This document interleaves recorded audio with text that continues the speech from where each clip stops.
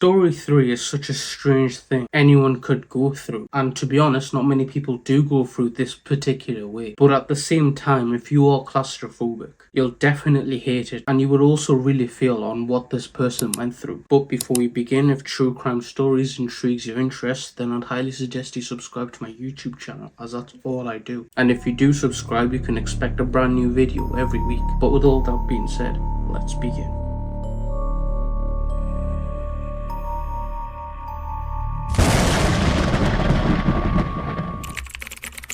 There is a cave in Utah called the Nutty Putty Cave, and it's situated in the West Utah Lake. The cave itself is quite famous, with many amateur cavers that would head into that cave. But even though the cave itself was filled with many different narrow passageways, and the cave itself was just a massive maze, these reasons would be the cause for the cave itself to be shut off to the public in 2009. And the reason why the cave was closed off to the public was a horrific incident, and many people said that this was bound to happen. But a bit more about this cave. It was first explored in 1960 by a man named Dale Green, and while him and some of his friends would go into this cave and would notice that the cave was filled with a soft putty-like texture, and this thing was almost like clay. And again, this was all over the cave, hence why it got that name. And at first the cave got the name Silly Putty, but after a bit of thinking, the men decided to change the name to Nutty Putty, which they thought was better. And so the cave was born, and after that day many other cavers would go inside and explore the cave.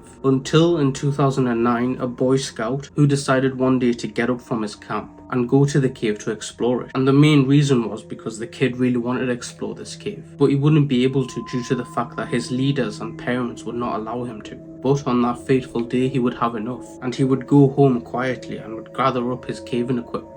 Once he gathered everything up, he would make his way towards the cave, and eventually he would make it to the cave, where he would just head straight inside, and everything would go normal until he got to a section of the cave where the cave began to get more narrow. And so with his most bravest face on, he would slide through the tunnel until he noticed that the cave walls were just a bit too tight for him to continue. And so he slowly turned around and started to walk back. But as soon as he would turn around and walk back, he would notice that he couldn't find his way back where he came from. But this story does have a happy ending. He would be found, but this is not the main story about this cave. On November 24th, 2009, a man named John Edwin Jones and his brother Josh Jones would wake up from a small nap, and they would get their stuff ready as they were planned to go explore the Nutty Putty cave. And once they were ready, they would head out towards the cave and eventually go inside it. Now, another bad thing about this cave was since it was so large, there was many places that weren't mapped out. So basically, if you headed to one of these sections of the cave, you were going in blind. And well, the brothers would go into a section of the cave where you would have to army crawl because it was so narrow. And the section that the brothers got to was called the birth canal. And to give you a better description on how narrow this place was, this area was about 50 inches in height and about 35 to 40 inches in width.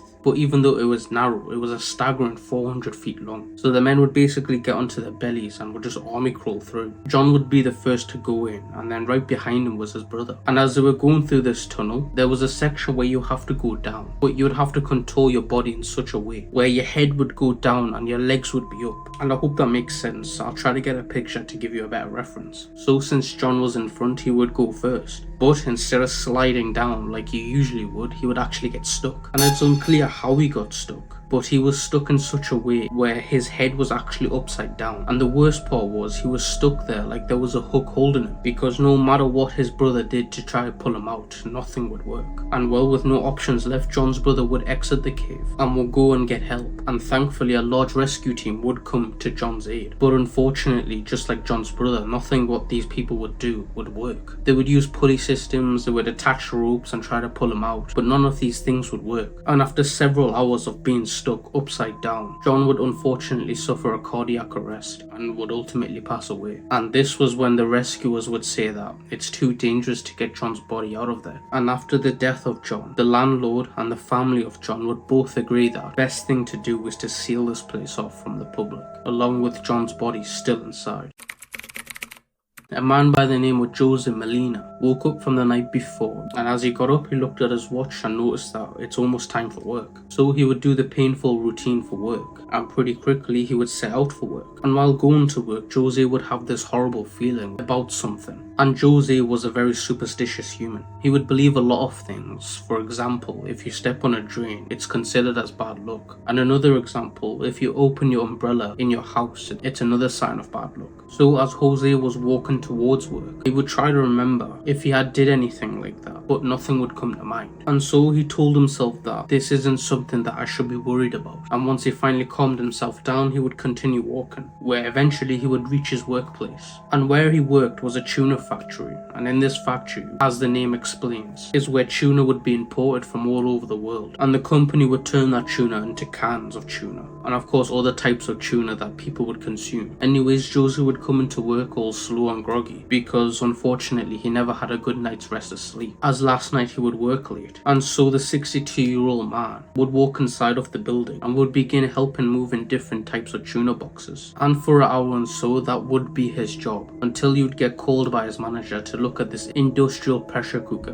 which this cooker was used to sterilize thousands of tuna cans all at once. And so Jose would go to his manager and say, "What can I do for you?" And the manager would turn around and look at him and would tell him that there's something wrong with the machine, and so I need you to go fix it ASAP. And so Jose would say, "Okay, I'll give it a go," and then the both men separated. And so Jose would stand in front of this big machine just staring at it, and he would do that for about a minute before he went to the toilet, because he never got the chance to go to the toilet in the morning. And after he was done, he would walk back to the machine and he would walk inside of the machine. And so he began to start looking around the machine to see where the fault could be. But then he realized that he forgot his tools, so he walked back out of the machine to get his tools and then walked back in. While he began to work on the machine, the door to the machine was open but not fully open, and the main reason was the door itself was quite hard to open and close. And again, Jose was 62 years old and he physically couldn't keep opening and closing the door all the way. So when he opened the door to the machine, he would open it just enough so he could walk in and out. So as he's working inside of the machine, he wouldn't have heard the door closing because a worker would close it. And that's because due to the fact of the immense loudness inside the factory. And unfortunately, as soon as the door shuts, the machine would start. And this is when Jose would turn around and notice that the door was closed. And then in reaction, he would begin to scream and just shout that, "Hey, I'm inside." But even after screaming and banging on the door, this would lead to nothing, as no one could hear him. And again, that was due to the fact the loudness of the factory, and also the fact that no one actually knew that he was going to be working inside of the machine. Now the machine would get hotter and hotter by every second, and unfortunately Jose eventually gave up and would lie down on the floor and would look up and just accept his fate. And with the machine maxing out on the temperature, which was 270 degrees, it was safe to say Jose was cooked alive. And when the oven stopped, a worker would open the door, and of course as soon as he opens the door, he would see Jose lying on the floor, deceased. And it turned out Jose's manager asked Jose to go fix what's going on in the machine. He didn't tell the machine operator that, "Hey, there's work going on in the machine." This was something that every manager was told to do, due to the fact that if not told, it can lead to serious damage or death in this case. But again, Jose's manager wouldn't do that, which resulted in Joe's family suing the company, and they would be granted $6 million in damages for willfully violating worker safety rules. And after this, the company would change the machines so it doesn't require any workers to go inside of it. And in a heartfelt statement, one of Jose's children would say, "Certainly nothing will bring back our dad, and our mother won't have her husband back, but much can be done to ensure this terrible accident never happens again." There was a man named Jeremy, and he and his wife Sarah would be living a happy life as they recently just got married. And a couple of weeks into their marriage, Sarah would fall pregnant. And so the two were excited as they were getting ready to bring a child into this world. And in this period of time, both Sarah and Jeremy would tell each other that there's nothing in this world that can make us unhappy. But little did they know something so weird yet horrific would happen. It starts on the day March 18th, 1972, when Jeremy decided to go out to hunt for some rabbits. And rabbit hunting was a hobby for Jeremy, and also it would bring in extra food for the family. And so he would get dressed in his hunting gear and would head downstairs with his rifle and his knife and also with his map. And he would never use his map unless he would go to places that he wasn't really familiar with. And on this day he was going to a fairly isolated field, which was a couple of miles away from the town he lived in. And so he would pick everything up along with his backpack, and at this point his wife would come by and give him a kiss on the cheek and would tell him to hurry up and make sure he come back home early. And and if you catch a big rabbit, I'll make you rabbit stew. And with that, she would smile, and he would smile back at her, and Jeremy would tell him, once I catch one, I'm running back home. And both of them would begin to giggle before ultimately Jeremy would leave the house and would begin his little trip. And about an hour and a half later, Jeremy would reach to his destination. And right as he set eyes on the field, he could instantly know that there have been rabbits. And why? Because there were many holes scattered around the field. And so pretty excited, Jeremy would set out his camp and would wait with his rifle out to shoot one of these rabbits. And for ages he would wait there and there would be no sign of a rabbit. Jeremy would begin to start doubting himself until in the corner of his eye he saw a rabbit running across the field. And so instantly he would shift his scope towards this rabbit. He would take a deep breath in and would slowly follow the rabbit with his scope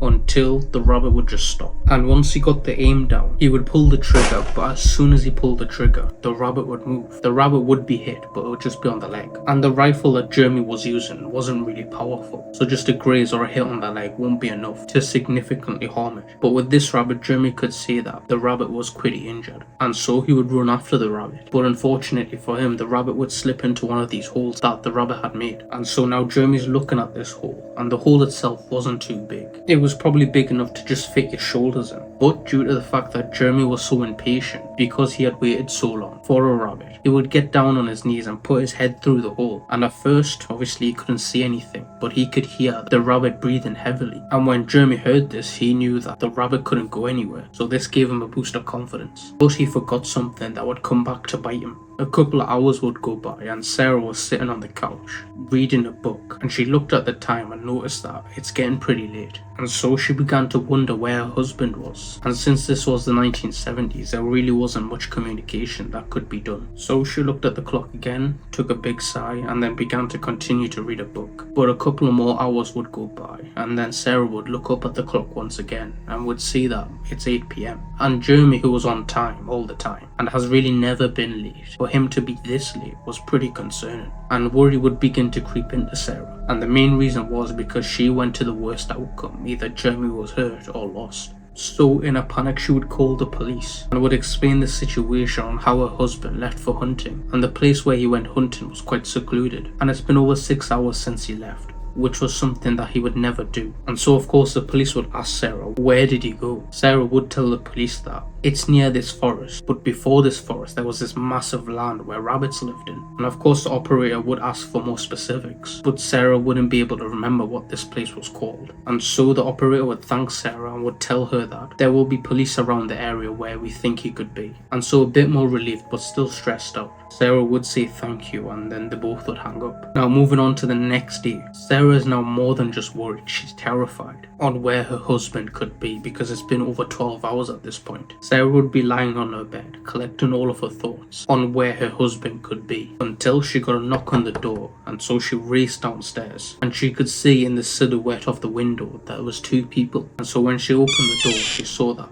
it was the police, and right away she noticed that the officers had a sad look on their face, which instantly told her that whatever they were about to tell her wasn't good at all. And well, the officer would tell Sarah that we have found your husband at that field, and at first we didn't know what he was doing until we got closer and saw that his head was stuck into a hole, which we believe was a rabbit hole, and unfortunately we found him too late and he would die from the lack of oxygen. And when they managed to pull out Jeremy's body, they saw sitting all the way at the end of the hole was a rabbit who was still alive but badly injured. So that will be it for today's video. If true crime stories intrigues your interest, then I highly suggest you subscribe to my YouTube channel, as that's all I do and I upload once a week. And if you do subscribe, you can expect a new video every week. And also comment below which one was your favourite story. But with all that being said, thank you for watching, and yeah, goodbye.